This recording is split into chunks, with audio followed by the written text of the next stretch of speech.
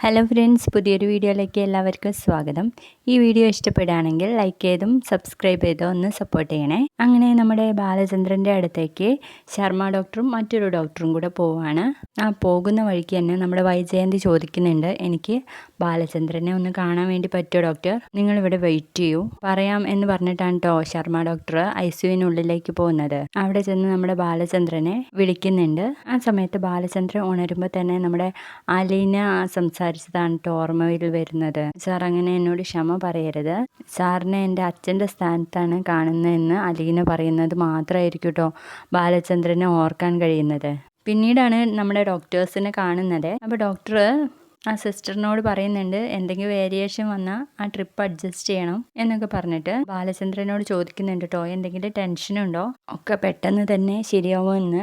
അപ്പോൾ നമ്മുടെ ബാലചന്ദ്രൻ പറഞ്ഞു കൊടുക്കുന്നുണ്ട് കേട്ടോ, എനിക്ക് പേടിയൊന്നുമില്ല ഡോക്ടർ, ഇനിയിപ്പോൾ അത് ശരിയായില്ലെങ്കിലും വലിയ കുഴപ്പമൊന്നുമില്ല എന്ന് പറയാണ്. അപ്പോൾ തന്നെ ഡോക്ടേഴ്സ് തമ്മിൽ നോക്കുകയാണ് കേട്ടോ.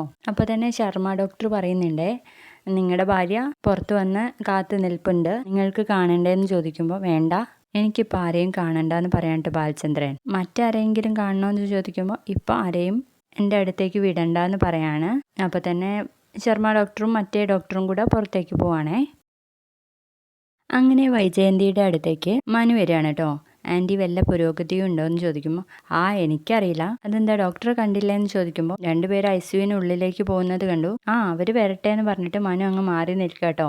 അപ്പോൾ പിന്നാലെ നമ്മുടെ വൈജയന്തി പോയിട്ട് പറയുന്നുണ്ട്, മനു നീ ബാലചന്ദ്രൻ്റെ സമയമൊന്നും ഒരു ജ്യോത്സ്യനെ കൊണ്ട് നോക്കിക്കണം, വല്ല കണ്ടകശനിയോ ഉണ്ടോയെന്നറിയില്ല, ബാലചന്ദ്രൻ്റെ സമയം അത്രയ്ക്കും മോശമെന്നാ എനിക്ക് തോന്നുന്നതെന്ന് വൈജയന്തി പറയുമ്പോൾ നമ്മുടെ മനു പറയുന്നുണ്ട്, അതിന് ജാതകം എടുത്ത് നോക്കിയാൽ പോരെ, ഇപ്പോൾ കാണുന്ന ദോഷം എന്താന്ന് ഞാൻ പറയട്ടെ മനു, ഞാൻ പറഞ്ഞാൽ അത് നിനക്ക് പിടിക്കില്ല എന്ന് പറയുമ്പോൾ മനു പറയുന്നുണ്ട്, എന്താണെങ്കിലും പറഞ്ഞ ആൻറ്റി എന്ത് പറയുന്നതും മറ്റുള്ളവർക്ക് ഹെർട്ട് ആവുന്നുണ്ടോ എന്നൊന്നും ആൻറ്റി ചിന്തിക്കാറില്ലല്ലോ എന്ന് പറയുമ്പോൾ നീ എന്താടാ അങ്ങനെ പറയുന്നേ, ഞാൻ സോപ്പിടുന്ന വാക്കുകളൊന്നും പറയാറില്ല എന്ന് പറയണേ വൈജയന്തി.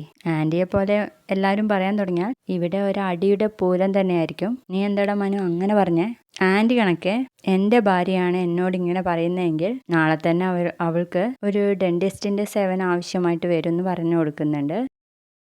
അപ്പോഴും മനു മാറി നിൽക്കുമ്പോൾ പിന്നെയും നമ്മുടെ വൈജയന്തി ആണെങ്കിൽ ചൊറിയാൻ വേണ്ടിയിട്ട് പോവാം. അതെ മനു, ഞാൻ എന്താ പറഞ്ഞു വന്നതെന്ന് വെച്ചാൽ നമ്മുടെ ആ അലീന ഉണ്ടല്ലോ, അവൾ വന്നതിന് ശേഷം നമ്മുടെ വീട്ടിലെ പ്രശ്നങ്ങളൊക്കെ തുടങ്ങിയത്.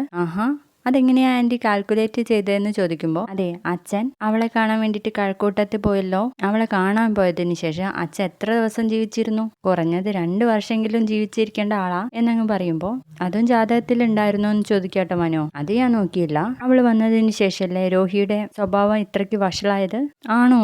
അല്ലാതെ പിന്നെ അവൾ വന്നില്ലായിരുന്നെങ്കിൽ ഇങ്ങനെ ഒരു സംഭവം സംഭവിക്കില്ലായിരുന്നല്ലോ. പിന്നെ ബാലചന്ദ്രനാണെങ്കിൽ അവളെ ഒരു വേലക്കാരിയായിട്ട് കാണാനേ പറ്റുന്നില്ല.